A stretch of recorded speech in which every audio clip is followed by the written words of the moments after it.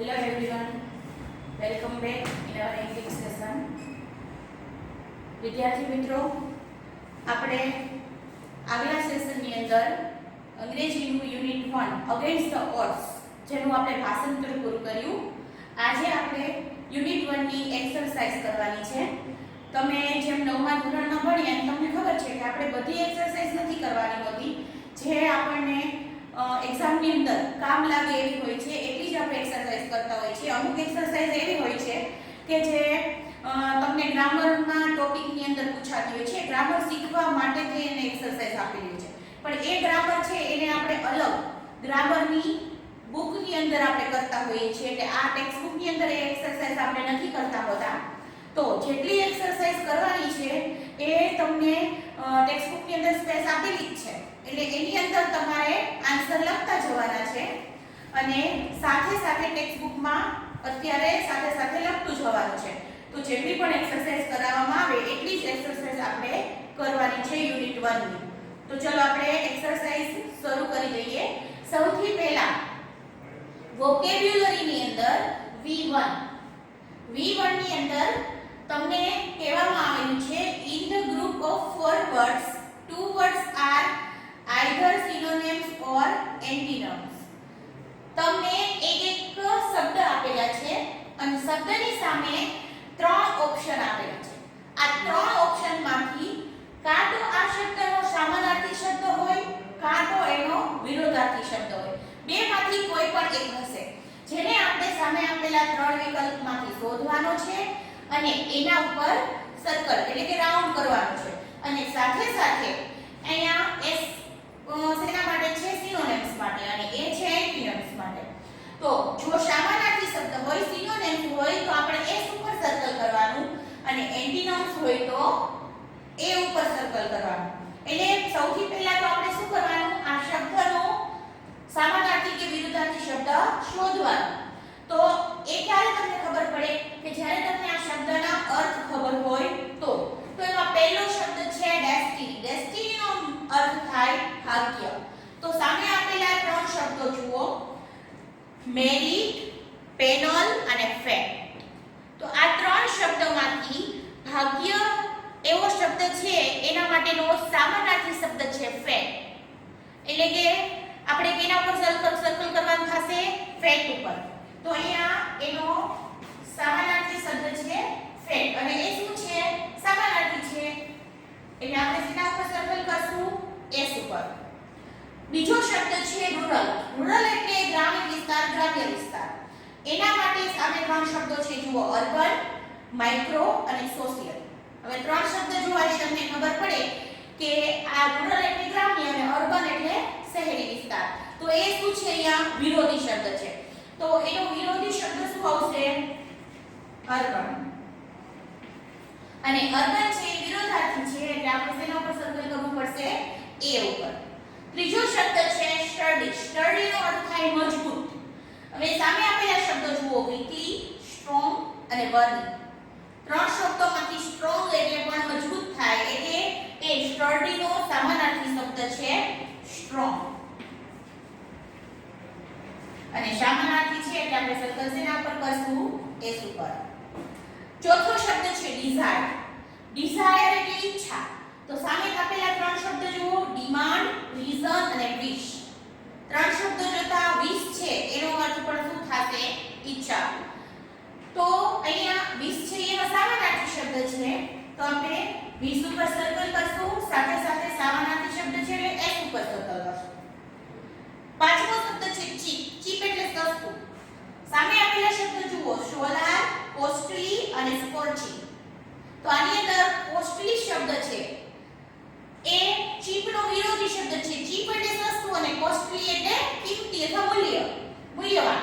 તો કોસ્ટલી શબ્દ છે એ એનો વિરોધાર્થી શબ્દ છે એટલે આપણે અહીંયા શેના પર સર્કલ કરશું? એ ઉપર.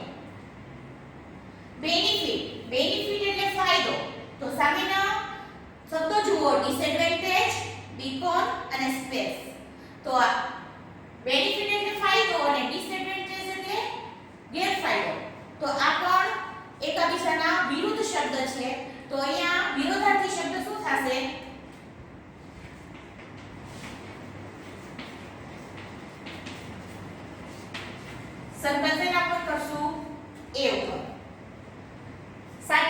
છે રીસોલ્યુશન. રીસોલ્યુશન એટલે ઠરાવ.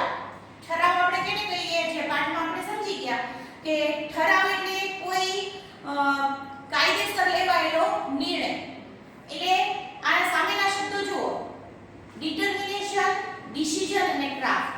હવે ક્રાફ્ટ અને ડિસિઝન, ડિસિઝન એટલે પણ નિર્ણય થાય, પણ અહીંયા કેવો નિર્ણય છે? કોઈ પ્રોબ્લેમનું સોલ્યુશન માટે કાયદેસર કરેલો નિર્ણય, જેને આપણે શું કહીએ છીએ?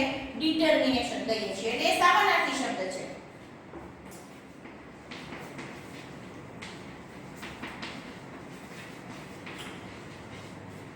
એટલે આપણે સર્કલ શેના પર કરશું? એસ ઉપર. ત્યાર પછીનો ક્યુરિયસ. ક્યુરિયસ એટલે જિજ્ઞાસુ.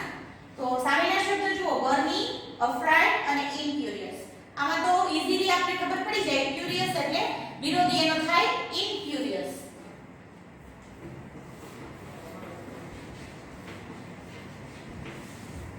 સર્કલ શેના ઉપર આવશે? એન્ટીનોમ્સ. ઓપોર્ચ્યુનિટી એટલે તક. સામેના શબ્દો જુઓ, વિઝડમ, ચાન્સ અને નોલેજ. હવે ઓપોર્ચ્યુનિટી એટલે તક અને ચાન્સ એટલે પણ તક. તો આ બે સમાનાર્થી શબ્દ છે, એટલે અહીં આવશે ચાન્સ. સમાનાર્થી શબ્દ છે એસ ઉપર સર્કલ. આ હતું આપણું V1, જે તમારે ટેક્સ્ટબુકમાં લખી લેવાનું છે. અને આગળ હવે આપણે કરવાનું છે સીધું V3.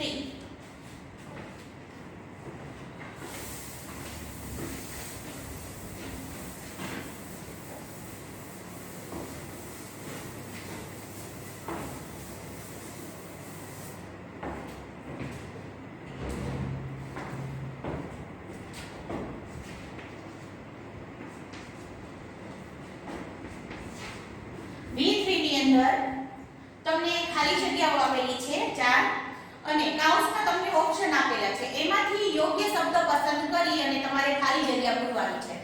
આ કેવા શબ્દો છે કે જ્યારે આપણને શબ્દોના અર્થ ખબર હોય, નવા શબ્દો પાઠના કે જે પાઠમાં આવેલા છે, ઉપયોગ થયેલા છે, એવા શબ્દોના ઉપયોગથી ખાલી જગ્યા પૂરવાની છે.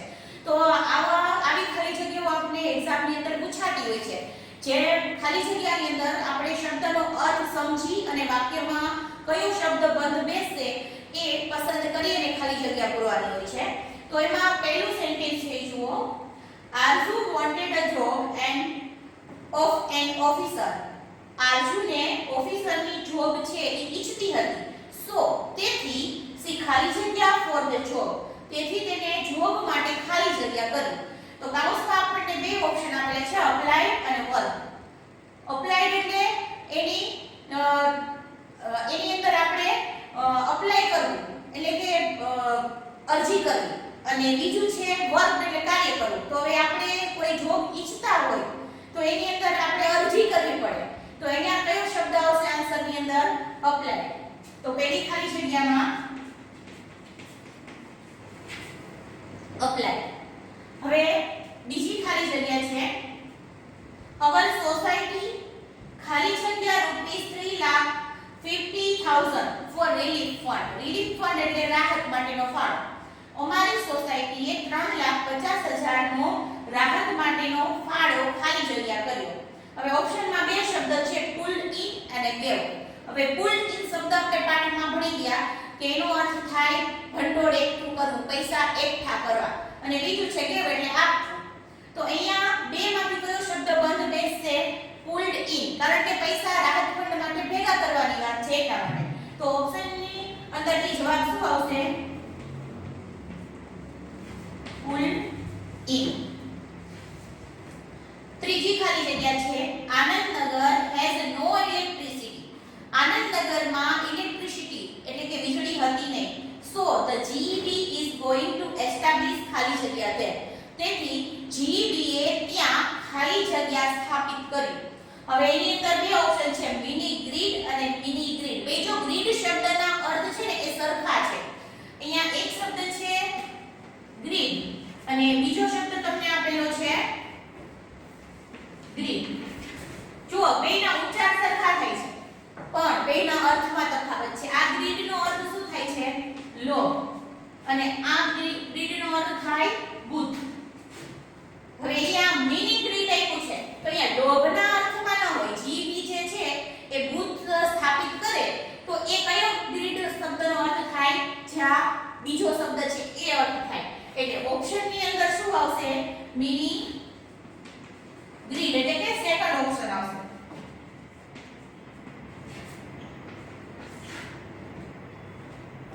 ચોથું છે કે લોક સંસાર ખાલી જગ્યા a new shape of flats.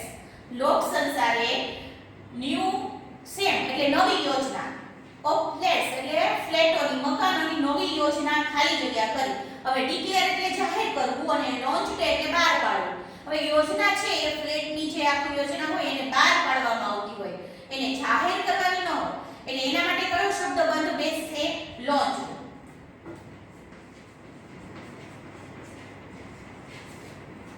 આ હતું V3.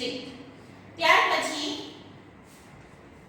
આપણે V7 કરવાનું છે.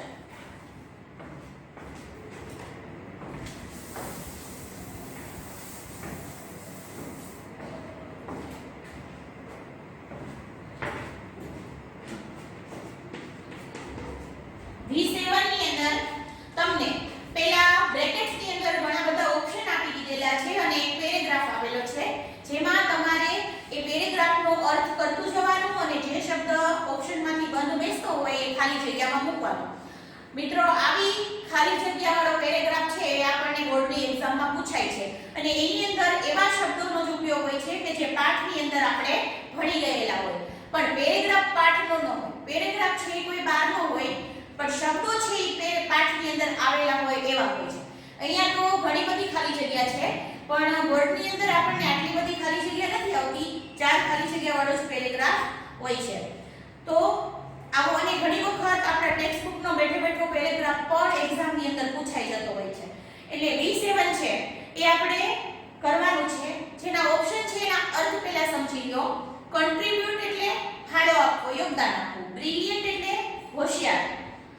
પુલ્ડ ઇન એટલે ભંડોળ એકઠું કરવું.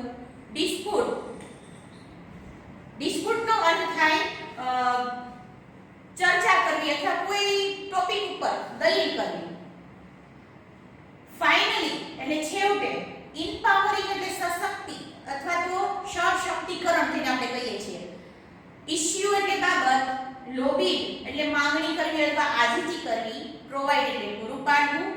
ફોર્મ્યુલેટ એટલે એક ફોર્મ્યુલા બનાવવી, એક એનું આખું આયોજન બનાવવું. અને પોવર્ટી એટલે ગરીબાઈ.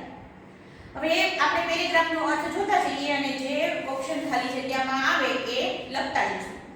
સુધામૂર્તિ ફાઉન્ડ ધેટ હનુમંતપ્પા વોઝ અ ખાલી જગ્યા બોય. સુધામૂર્તિએ જોયું કે હનુમંતપ્પા છે એ હનુમંતપ્પા એક છોકરાનું નામ છે, એ ખાલી જગ્યા બોય હતો. તો કેવો બોય આવે? બ્રિલિયન્ટ બોય, હોશિયાર છોકરો હતો એ. એટલે પહેલી ખાલી જગ્યાની અંદર શું આવશે? બ્રિલિયન્ટ.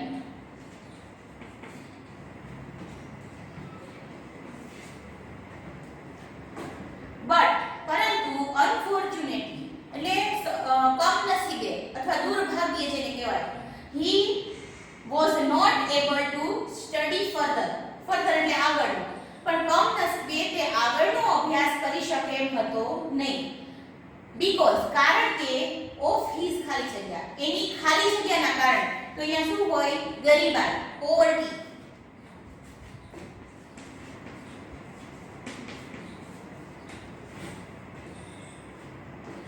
she wanted to ખાલી જગ્યા in his study. she wanted એટલે ઈચ્છતી હતી એના અભ્યાસમાં ખાલી જગ્યા કરવા.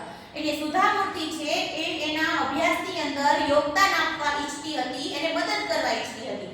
તો અહીંયા યોગદાન આપવું એ શબ્દ માટે કયો શબ્દ આવશે? contribute.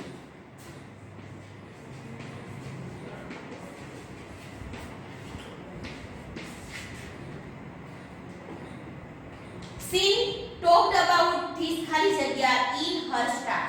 તેને તેના સ્ટાફની અંદર, એના જે સ્ટાફ મિત્રો હતા એની અંદર ખાલી જગ્યાની વાત કરી હતી.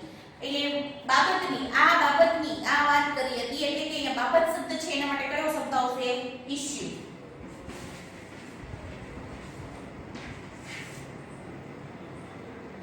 એન્ડ they ખાલી જગ્યા 1 લાખ રૂપિયા અને તેઓએ 1 લાખ રૂપિયા ખાલી જગ્યા કર્યા. એટલે શું આવશે? ભેગા કર્યા, ભંડોળ એકઠું કર્યું. એટલે અહીંયા કયો શબ્દ આવશે? Pulled in.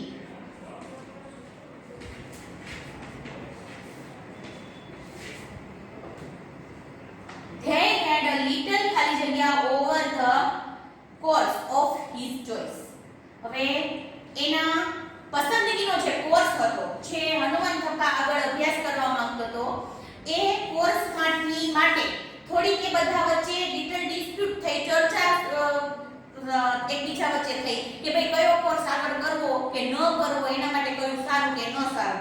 તો એના માટે વચ્ચે થોડી ચર્ચા થઈ. તો અહીંયા dispute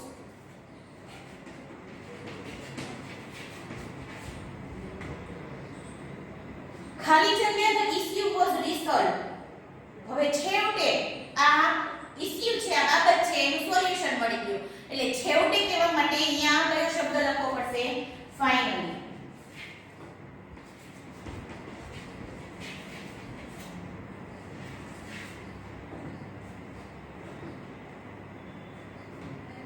The issue was resolved by ખાલી જગ્યા a senior colleague to take decision.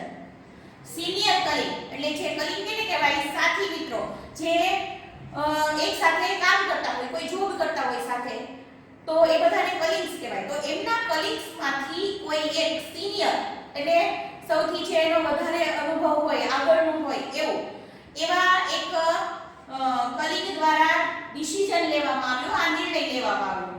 તો હવે અહીંયા એ સિનિયર છે, પણ કેવા સિનિયર છે? તો સશક્ત, નિર્ણય લેવા માટે જે સક્ષમ હોય એવા. તો એના માટે કયો શબ્દ આવશે છેલ્લી ખાલી જગ્યામાં? empowered.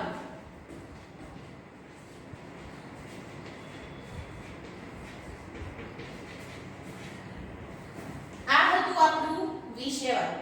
હવે કોમ્પ્રિહેન્શન વિભાગની અંદર આપણે પાઠના ટ્રુ ફોલ્સ આપેલા છે C1 વિભાગની અંદર, એ કરવાના છે. અને C2 ની અંદર આપણને વિકલ્પ આપેલા છે. આ C1 અને C2 એ બે આપણે કોમ્પ્રિહેન્શન વિભાગની અંદર કરવાનો છે. તો પહેલા C1 માટેના ટ્રુ ફોલ્સ જોઈ લઈએ. પહેલું સેન્ટેન્સ આપેલું છે the government founded 21 lakh rupees to build the railway station. હવે ગવર્નમેન્ટે 21 લાખ રૂપિયા આ રેલવે સ્ટેશન માટે ફાળો આપ્યો હતો. તો આપણે પાઠ ભણ્યા, આપણને ખબર છે કે રેલવે સ્ટેશન માટે ફાળો છે એ ગવર્નમેન્ટે નહોતો આપ્યો. કોણે આપ્યો તો? ગામ લોકોએ જાતે એકઠો કર્યો હતો. એટલે આ સેન્ટેન્સ કેવું છે? ફોલ્સ છે.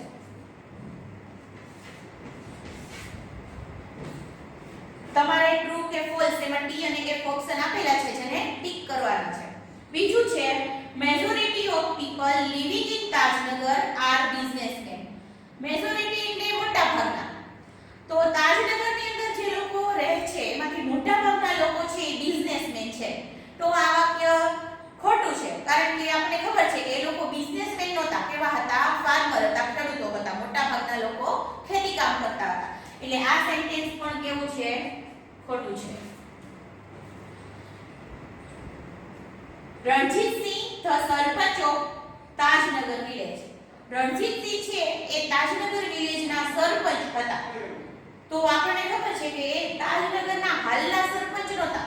એ ભૂતપૂર્વ રહી ગયેલા સરપંચ હતા, ફોર્મર વિલેજ સરપંચ હતા. એટલા માટે આ સેન્ટેન્સ પણ કેવું થશે? ખોટું થશે. Azaz the electrician was given the job of a technician.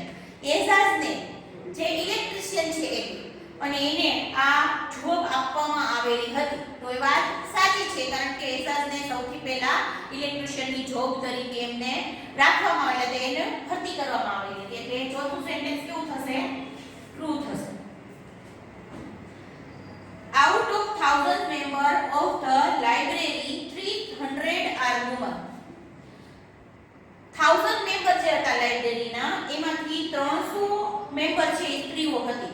જો પાઠની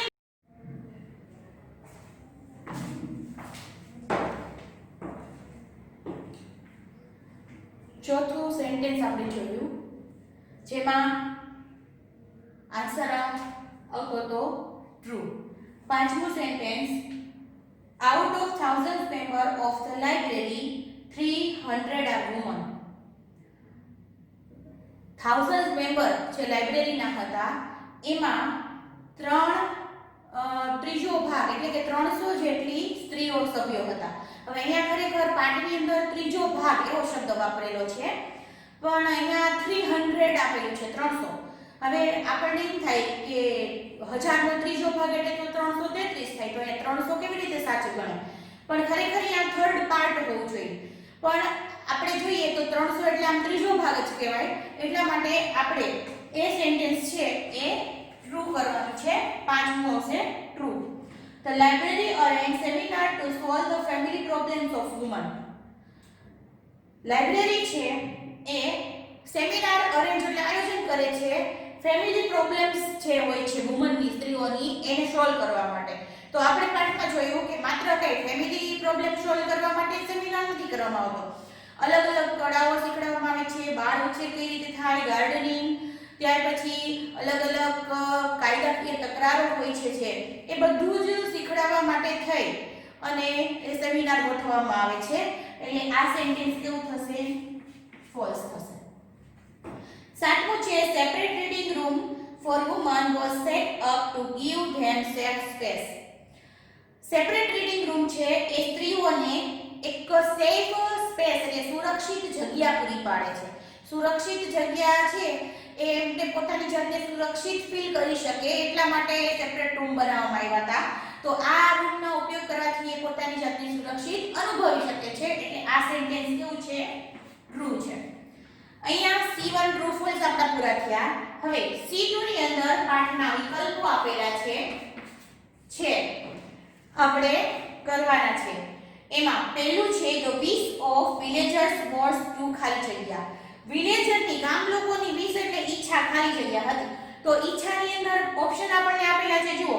પહેલું છે collect fund for a railway station. Railway station માટે ફંડ ભેગું કરવું. Renovate the railway station. Railway સ્ટેશનને રિનોવેટ એટલે ફરીથી મરમ્મત કરાવવી. Build railway station. Railway station બનાવવું એટલે કે બાંધવું.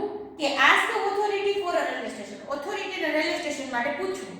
તો આમાંથી કયું ઓપ્શન બંધ બેસશે? Option C build railway station. કેમ કે એમને રેલવે સ્ટેશન બાંધવાની એના ગામમાં રેલવે સ્ટેશન બંધાય એવી ઈચ્છા હતી. એટલે પહેલા ઓપ્શનની અંદર વિકલ્પની અંદર આન્સર શું આવશે? સી. બીજું છે the railway authorities refused a railway station because of ખાલી જગ્યા. રેલવે સ્ટેશનની જે માંગણી હતી એને રિફ્યુઝ એટલે ઇનકાર કરવો. એ રેલવે ઓથોરિટીએ, રેલવે વિભાગે શું કામ એનો ઇનકાર કર્યો હતો? બીકોઝ ઓફ ખાલી જગ્યાના કારણે. તો એનું કારણ શું હતું? તો ઓપ્શન જુઓ. લેક ઓફ ફંડ એટલે ભંડોળનો અછત હતી અથવા ઓછું હતું. નો ટ્રેક પાટાઓ નહોતા. નો નીડ જરૂર નહોતી. કે નો સ્ટાફ પૂરતો સ્ટાફ નહોતો. તો આમાં ઓપ્શન એ જવાબ આવશે લેક ઓફ ફંડ. કારણ કે જ્યારે એને પૂછવામાં આવ્યું હતું રેલવે સ્ટેશન બનાવવા માટેની જ્યારે માંગણી કરવામાં આવી હતી રેલવે ઓથોરિટીઝને, ત્યારે રેલવે સ્ટેશન બનાવવા માટેનો ઇનકાર રેલવે ઓથોરિટીએ શું કહીને કર્યો હતો? કે અમારી પાસે પૂરતું ભંડોળ નથી. આવું કહીને એને ના પાડી હતી. એટલા માટે ઓપ્શન એ આન્સર આવશે. ત્રીજું છે પલક what is the source of smokeless light. Smokeless એટલે ધુમાડા રહિત. ધુમાડા રહિત લાઇટનો સોર્સ એટલે સ્ત્રોત કયો છે? તો નીચેના ઓપ્શન જુઓ. કેરોસીન, ઇલેક્ટ્રિસિટી, સોલાર પાવર અને થર્મલ પાવર. તો આ ચારમાંથી સોલાર પાવર, સૌર ઉર્જા જે છે એ કેવો સ્ત્રોત છે લાઇટનો કે ધુમાડા રહિતનો? તો અહીંયા ઓપ્શન સી આવશે જવાબમાં. ચોથું છે Palakkad's library is unique for its ખાલી જગ્યા. પલક્કડની લાઇબ્રેરી છે યુનિક એટલે અજોડ, બીજાથી કંઈક અલગ ખાલી જગ્યા માટે છે. તો શેના માટે? ઓપ્શન જુઓ. વુમન મેમ્બર્સ એના સ્ત્રી સભ્યો, કલ્ચર એક્ટિવિટીઝ ત્યાં થતી જે સાંસ્કૃતિક પ્રવૃત્તિઓ છે એના માટે, strength and unity of members એના સભ્યોની જે એકતા અને સ્ટ્રેન્થ તાકાત છે એના માટે, કે પોલિટિકલ રિફોર્મ્સ એ રાજકારણે એમાં કંઈ કરેલું છે એના માટે. તો એમાં ઓપ્શન એ જવાબ આવશે વુમન મેમ્બર્સ, સ્ત્રી સભ્યોના કારણે. કારણ કે પાઠમાં આપણે જોયું કે આજકાલ ન્યૂઝમાં આ પલક્કડની લાઇબ્રેરી વિશે બહુ આવે છે. કારણ શેના માટે? કારણ કે જેના 1000 સભ્યો છે એના ત્રીજા ભાગની સભ્યો સ્ત્રીઓ છે. કારણ કે બીજી લાઇબ્રેરીમાં અત્યાર સુધી આવું બન્યું નહોતું. પુરુષોની સંખ્યા વધારે હતી, સ્ત્રીઓ એનો ઓછો ઉપયોગ કરતી હતી. પણ આ લાઇબ્રેરીની અંદર સભ્યોમાં ત્રીજા ભાગની સ્ત્રીઓ છે અને એના કારણે જ એ લાઇબ્રેરી છે એ બીજા કરતા કંઈક અલગ છે, યુનિક છે. તો અહીંયા ઓપ્શન આવશે ચોથામાં એ.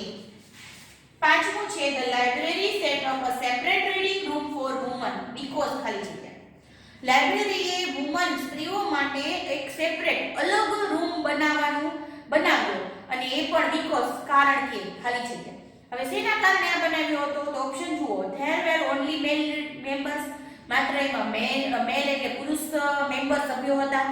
તો વુમન કુડ ફીલ સેફ સ્ત્રીઓ છે એ પોતાની જાતને ફીલ સેફ એટલે સુરક્ષિત અનુભવે એના માટે.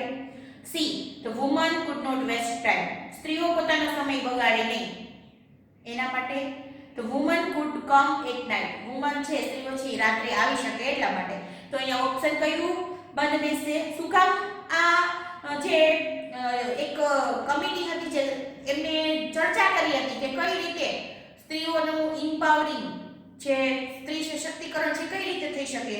તો એના માટે અલગ જો સેપરેટ રૂમ બનાવવામાં આવે તો એનો એ ઉપયોગ કરે અને એમાં એનો ઉપયોગ કરી અને એનો જ્ઞાનમાં વધારો થાય અને એની તાકાતમાં પણ વધારો થાય અને પોતાની જાતને એ કમજોર ન સમજે પોતાની જાતને સુરક્ષિત સમજે. તો આમાં ઓપ્શન ડી લાગુ પડશે. છેલ્લું છઠ્ઠું વિકલ્પ છે the solar panel are installed solar panel છે એને ઇન્સ્ટોલ્ડ એટલે સ્થાપિત કરવામાં આવી હતી ખાલી જગ્યા. તો ઓપ્શન જુઓ on the tall building of the વિલેજની ઊંચી બિલ્ડિંગો પર.